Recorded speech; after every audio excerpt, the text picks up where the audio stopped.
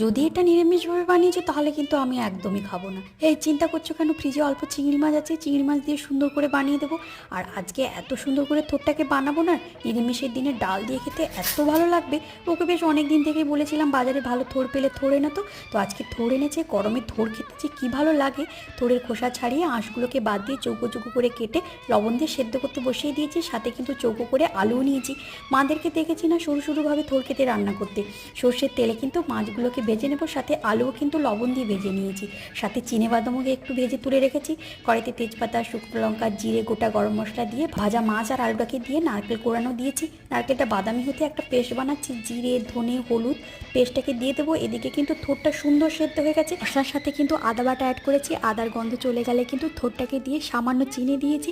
নামানোর আগে কিন্তু বাদাম ভাজা দিয়েছি, গোবিন্দভোগ চাল পেস্ট করে কিন্তু দুধের সাথে মিশিয়ে দেবো, গরম মশলা আর ঘি দিয়ে কিন্তু নামাবো।